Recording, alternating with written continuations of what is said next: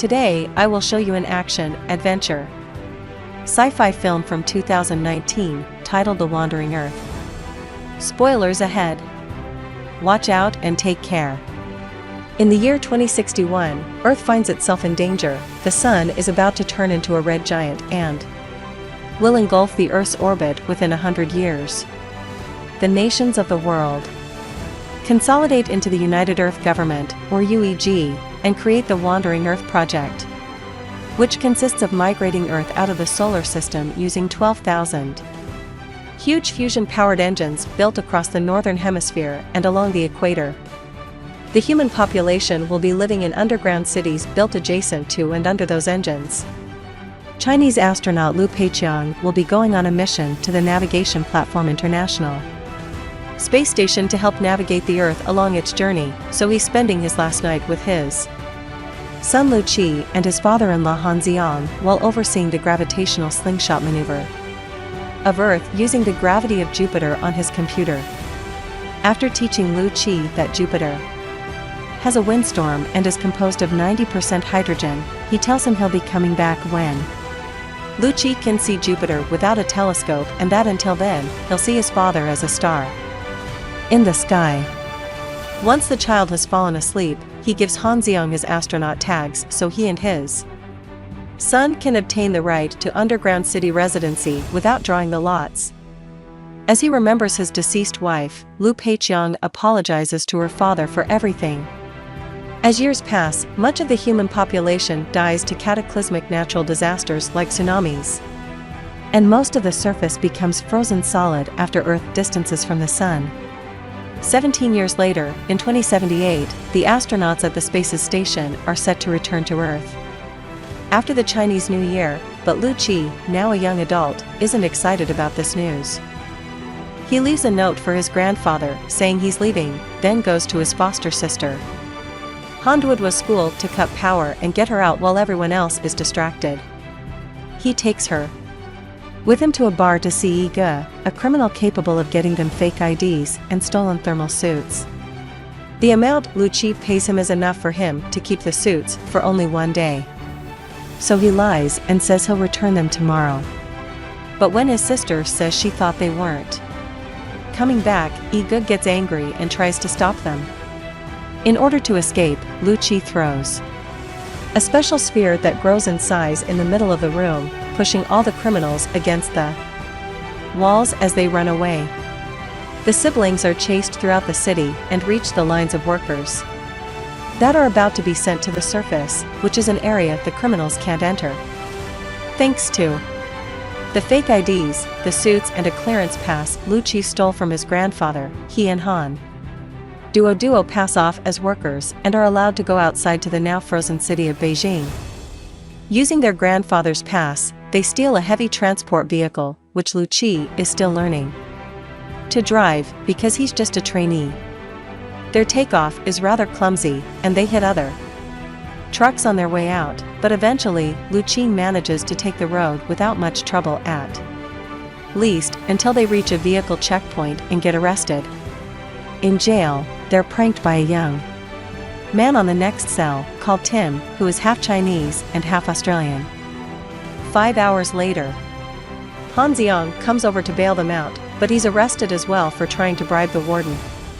Meanwhile, in the space station, Liu Peiqiang is keeping an eye on Jupiter to see how much time he has left before returning home. His fellow astronaut Maxim Makarov gives him a bottle of vodka as a goodbye gift, which he had to smuggle into the ship because alcohol isn't allowed on board. After going through his daily chores one last time, Liu Peiqiang logs in for the last time.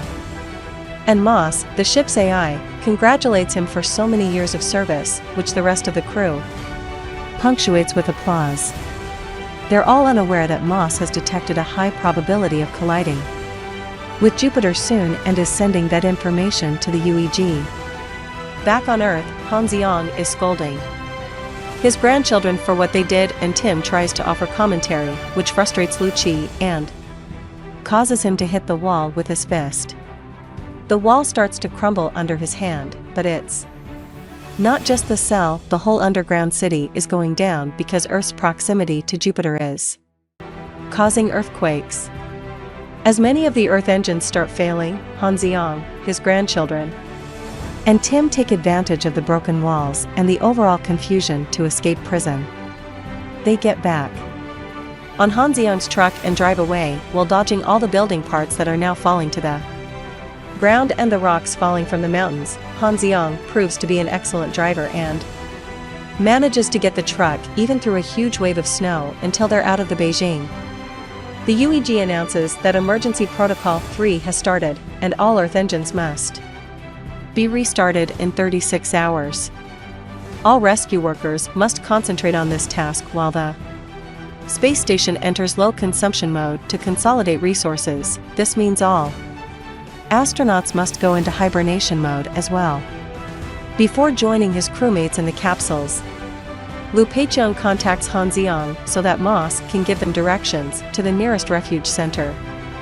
Guards try to stop Han Xiang, but he drives around them only for them to chase after them and park their vehicle in front of Han Xiang's truck, threatening to shoot if they don't collaborate. These guards turn out to be a military rescue team led by Captain Wang Lei, who orders them to follow the emergency protocols and use their truck to help them transport a lighter core to restart the engine in Hangzhou. The ride through the snow is uneventful. But things change when they arrive in the frozen ruins of Shanghai, which look pretty unstable. Wang Lei sends some of his men and a drone to do a recon of the area and orders the trucks to 455 carefully drive through the narrow path ahead of them. Suddenly, they're contacted by Lu Peiqiang, who has just entered his hibernation capsule and has heard from Moss that his son is on the mission. 2. He asks Wang Lei to drop all the civilians at the nearest refuge, and the captain responds. He can do that with Lu Qi, Han Duoduo, and Tim, but he needs Han Xiang to drive them to their destination. Lu Peiqiang asks Wang Lei to take care of Han Xiang, but Lu Qi cuts in and says his grandfather can leave with his sister and he'll be the one to take over the driving. Lu Peiqiang tries to protest against the idea, but Lu Qi tells him he can't make decisions for him as he did for his mother.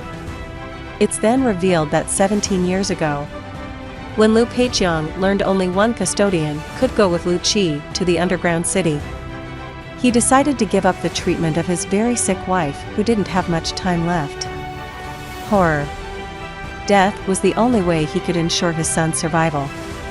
Their conversation is interrupted when the planes above them start falling and the ice under the truck begins to crumble. There are also incoming avalanches, all because of Jupiter's gravitational spike. At the space station, Ma starts loading evacuation procedures, which confuses Lu Peiqiang.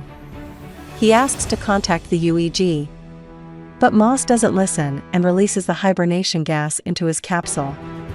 Meanwhile, Wang Lei's group loses a vehicle to the falling rocks and finds themselves on a blocked road.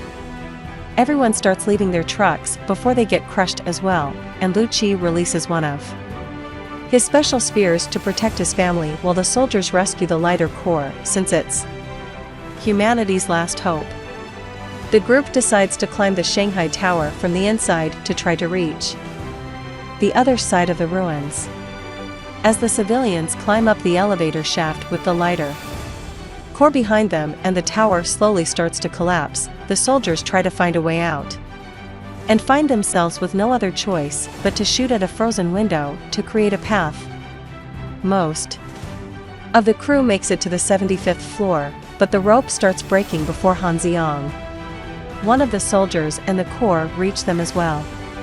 The group prioritizes dragging in the core, so Lu Qi is left holding his grandfather alone, which means he's about to be pulled back into the shaft.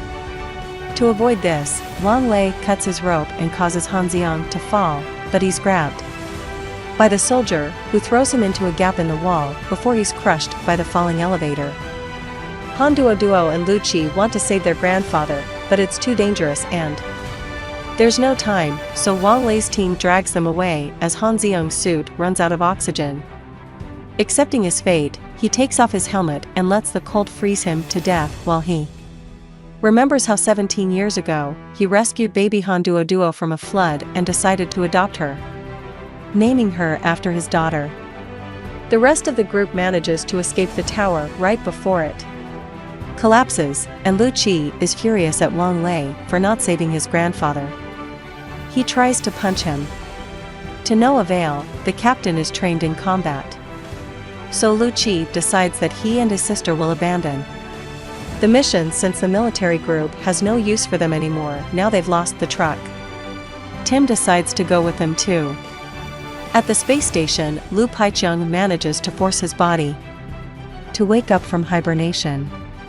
This is a breach of protocol, so to rectify this accidental awakening, the AI awakens two more crewmates, Makarov and Hamdan. Lu Peiqiang explains to them that the station has changed courses and lost contact with Earth, the planet has been abandoned, and he worries about his son. When Makarov points out they're in low consumption mode, Lu Peiqiang tells him it's a lie and shows him the energy readings on the screen, calling it desertion. He plans to enter the main module to stop the station, and Makarov accepts to help. They put on their suits and open an airlock by planting a bomb Lu Peiqiang has put together. They're sucked out as soon as the door breaks open. Lu Peiqiang manages to hold onto a rope and grabs Makarov's as well so he doesn't float away before noticing how Earth is being pulled by Jupiter. Han Duo, Lu Qi, and Tim follow an SOS signal until they find a truck stuck in a crash but still intact. Inside, they meet Engineer Li Yi, who tries to attack them until they explain their rescue workers. Now Lu Qi has a vehicle he can drive, the four of them can go home, but they hear an old message from Wang Lei's unit saying they're in trouble and they need help transporting the core. Because it's the underground city's only hope, so Lu Qi gives in and decides to drive back to them. Meanwhile, Wang Lei's team has reached the Hangzhou engine, only to find out it's destroyed. One of the teammates suddenly drops behind them frozen to death, which angers Agent Zhou Qian and causes her to shoot the core as she says she doesn't want to see any more deaths. Lu Qi and the others arrive then and tell them they have another lighter core in the truck. So everyone agrees to work together and take it to the engine in Sulawesi. Back at the station, Lu Peiqiang and Makarov are climbing the ship structure to reach the main module, which is going in circles and pushes them off the rails when it comes closer. Both astronauts manage to hold on to a different rail and plan to jump on the module when it passes by again. Lu Peiqiang does so successfully, but Makarov is killed by the automated security measures. There's no time to grieve though, so Lu Peiqiang hurries to enter the main module through a nearby hatch and tries to stop the station, but manual override is invalid. Moss explains to him that this isn't desertion, all its actions have been approved by the UEG and are perfectly legal. Lu Qi's group arrives at Sulawesi and discovers that the engine has already been fully restored, along with 90% of the engines around the planet. However, they are so close to Jupiter's gravitational pull now that the engines are no longer enough to divert the trajectory. Moss already knew this would happen and informed the UEG, which is why they've authorized the space station evacuation. The AI has a new mission as a priority now. Instead of assisting Earth, the station must carry on a project called Helios. Earth will collapse with Jupiter in 7 days. So Moss broadcasts a final message to the world, telling them about Helios. The spaceship will act as an interstellar ark and take the 300,000 embryos, 100 seeds of basic crops, DNA maps of all known species, and digital libraries of all human civilizations to a planet with a fitting biosphere to begin a new Earth there. The AI offers kind words towards humanity. But in the underground cities, people are panicking and rioting. Lu Peiqiang should return to his hibernation capsule, but he asks Moss to help him have a final talk with his son. Sadly, Moss can't find Lu Qi's location, so both father and son reminiscence about the old days and the night they saw Jupiter together. This memory brings back an important fact. Jupiter is composed of 90% hydrogen and has been absorbing Earth's atmosphere. Lucci tells Li Yi this, and the engineer gets excited when he realizes there's still hope. With all the oxygen Jupiter has sucked in, lighting the planet up could create a combustion shockwave strong enough to push Earth away. They'd only need a match, and that match is the Sulawesi engine. Even if it's a very dangerous mission, Wang Lei's team accepts it, because it's better than waiting a week for their deaths. The group goes to the control center by truck while Li Yi assigns each teammate a task to do during the execution of their plan, and Wang Lei tries to contact the space station to no avail. All other rescue units are evacuating the area and ignore Wang Lei's request for help, so they'll have to do this alone. Lucci and Wang Lei shake hands before the team takes off on the mission. After entering the engine building, the group splits. Han Duo and Zhou Qian will go to the communications room to try to ask for reinforcements. Li Qiu and Tim are in charge of taking the lighter core to the reaction chamber. Wang Lei and his men will manually unlock the engine, and Li Yi will gain control of the system to concentrate all the energy in only one nozzle. Han Duo tries to contact the other rescue units, but they either ignore her or can't understand what she's saying. Li Yi manages to hack his way into the system and tells Wang Lei's team to start pushing the enormous pin while Li Qiu and Tim force their way into the reaction chamber. Things seem to be going well at first, but soon the problems begin. Li can't shut down the engine because his software is stuck at 99%, so a fellow scientist called Lao, he must enter the CPU room and reconfigure the connections.